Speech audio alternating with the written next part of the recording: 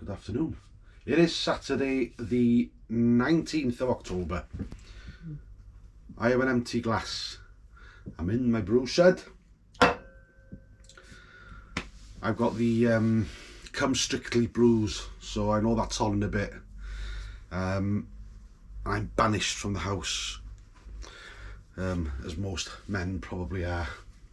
I don't know, you may like it yourself, but let me just spin you around.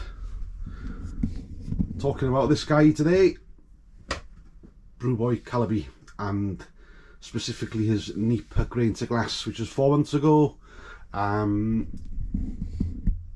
His unfancy name, as you said, it's his version 20. So I think his was 6.1%. I'm not a beer monster. I brought it down a bit and I got it down to 5.5. That's about where I like it, my beers to be at the top end. So exactly the same grain bill, but I did say in previous vlogs that I've changed the hops. I had a load of hops and I needed to utilize them, so let me just run through the hops for you. So absolutely nothing in the boil or bittering hop additions. So we straight away went in on the aroma, the 20-minute hop stand, 85 grams of Citra and 50 grams of Riwaka. Citra was 13.1% on the alpha acids and Riwaka 7.4. 35 grams of Idaho 7 at 13.2 alpha acids, and 20 grams of Vic Secret at 18%. And finally 16 grams of Azaka at 11.7%. So that's all I put in the 20-minute hop stand at 80 degrees. Then dry hopped for 3 days, so 115 grams. Yeah, 115 grams of Citra, 13.1%, 84 grams of Azaka, 11%, 11.7% again, 80 grams of Vic Secret, 80%, and 50 grams of Riwaka. And that is it really. Did add some malted extract, as he said as well, in the last 15 minutes of the boil. So I've got an empty glass, clean one. It's been conditioning in the box here, like, and well, when did I keg it? I think it was the cold crash on the 8th. I think it was the 10th. Who knows, but later than that actually. I think it's been in there for about six days. So anyway, let's get this glass filled. Let me come back to you. Give me 2 seconds. There she is. How's about that? Look at that. It's the first out of the keg. Got a full keg and it's all mine. That is pure juice. That is a fruit bomb. All the tropical notes are in there. And citrusy as well. Mango, passion fruit. Oh my word. But that's a lovely coloration. That is a grain bill to die for, my friend. Thank you very much. That looks the part at least. And it's conditioned beautifully. So you can get some light in the background for you, just to see if you can look at that. Real juice bomb. And that head is fluffy as you like. It's like somebody's just dipped a cloud in there. Oh, the aroma is unbelievable. I'll just switch the light off on my camera there, or my phone, sorry. So right, I'm going to dive in.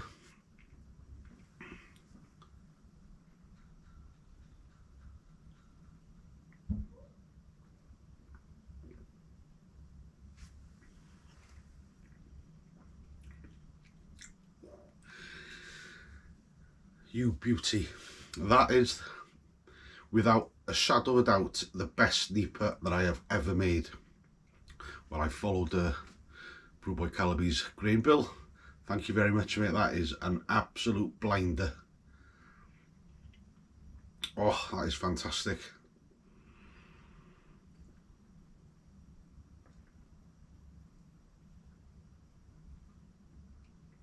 So velvety, it is so quaffable. I could sink 3 or 4 of them in about half an hour, I'd say. So I'd be very, very careful at 5.5%. That is an absolute banger. Love it, love it, love it. That is going to be my go-to NEIPA. Thankfully, I won't have to go into version 21. That is my version now. I love it. Thanks, mate. So I'm going to thoroughly enjoy that. Just a quick chat about last night. I did put on the Facebook BrewTube page. I had an invite to be on a panel last night in the local brewery, Brewboy Callaby here on Holyhead. And was on a panel. They were launching 2 beers. Mona Citra and a Hefeweizen as well. So we had the CEO and head brewer of Purple Moose Brewery, or Moose Puce as it's known up here in Wales. Lawrence and Aled, great bunch of guys, and they had their cameraman and all sorts there with us. He's going to send me some pictures and what have you, and just about, I'd say 30, 40, maybe a bit more, but maybe 50 people there drinking, like-minded people asking questions, and it was fantastic. I really enjoyed it. Talking to like-minded people, it's not often you get that really. It's quite a strange little hobby we have, isn't it? You know, most of the questions I get asked, oh, you do that 8% stuff, do you, that kind of stuff that blows your head? But no, that's about the top end of mine, about 5.5, until unless I want to try do something a bit different, obviously, just to see like a Flanders Red or something like that, or a porter. But you know, I usually between 4.5%, 5.5%, that's maximum. But you know, it was nice to have a conversation, people really interested in how we went about it, and because most people run their businesses of being homebrewers, as was Lawrence. I think he said he started in 2005 with Moose Puce, or Purple Moose Brewery, and it's just, I think they've got 2 pubs now, one in Porthmadog itself, if ever you're up there. That's where the brewery is, but they bought, I think the pub's called the Australia Inn at one time, and it's called the Purple Moose pub, I think now, and they've also got one in Iechyd, which is a bit of a hot spot for people to travel down in the Snowdonia range. February in Iechyd, they've got a pub there as well. I didn't know that until last night, so I might pop down there. Yeah, so it was a great evening. We had a local food market that happens 2-3 times a year. People from all over the country come up to the market town here in Llangefni, and you've got pies and pastries and cakes, ice cream, gins and all sorts, and Brewboy Callaby was there, so I bought my beers there today off him. I'll have a few of them tonight. Just going to dive in again. It's really asking me, pulling me in for more. That's beautiful, absolutely fantastic. Yeah, so yeah, it was a great night, guys, a lovely night. So what I'll do now, I'll drink this one and I'll grab my next beer, which will be the Otis oatmeal stout, the one I did for my grandson's birth, so that's ready to drink really now. I even had to dye my hair grey and silver to look the part, you know what I mean? I'm so young. I bloody wish. So yeah, I'll come back in a few minutes, guys. Gonna really enjoy this, and we'll come back with Otis the oatmeal stout. 2 seconds. Just finished that NEIPA. What, look at that. Look at the lacing on that glass. Unbelievable. Wow. What a cracking beer, mate. Fantastic. Oh look, there's a bit left in the bottom. Iechyd. Be right back. And here I am back. And there is Otis, the oatmeal stout.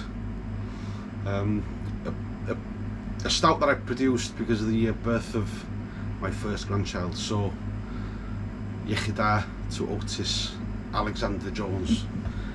So, right, I have gone through this with you on the other, the last vlog that I did, but just to run through it quickly. So there was Pale Ale Golden Promise, Jumbo, Oats, Black Malt, Dark Crystal 400, and Chocolate Malt, and East Kent Goldings 60-minute boil, 47 grams and 30 grams at 15 minutes. So that's good coloration. It's black, lovely tan head on it, fluffy as you like.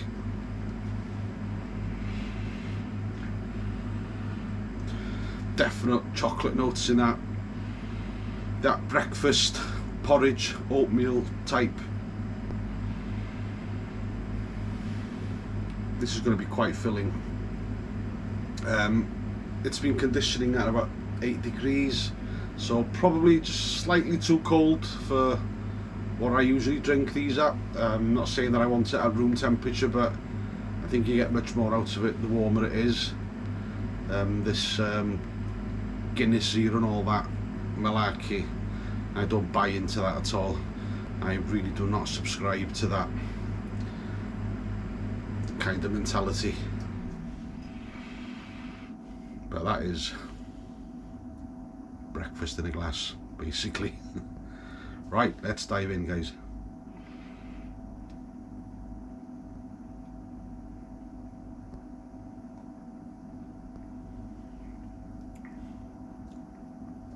Wow, that's so smooth, really smooth. Where were we at that? We were at, oh god, 5.5% again. Wow. Never mind, it's a Saturday night, don't worry about it. That's just gone down far too well. Wow, that is absolutely brilliant.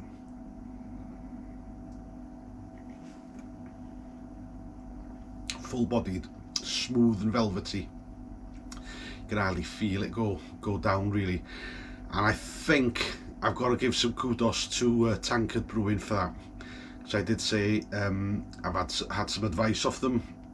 I messaged them, I saw their latest video, and it's, I think, a lot of what I'm getting here, the real lack of astringency, which I don't like, you know, that acrid, biting bitterness right in the back end. This is so smooth. So all the the dark malts, the black malts, the Crystal 400, the chocolate malt, they were all put on top of the mash at last 15 minutes. So that's what I was concerned about, the coloration. 15 minutes, is that going to be enough to really get all that dark coloration into that Golden Promise? You know, it's quite golden, isn't it? Wort. But that is dark, that is black, that is, if I hold it to the bloody light, I'm sure that you can see. Let me just see what's going through there. That's, I can hardly see through it, guys, but there is like a reddish copper tone on the periphery. But that is a fantastic beer, really fantastic beer. So Otis, Iechyd.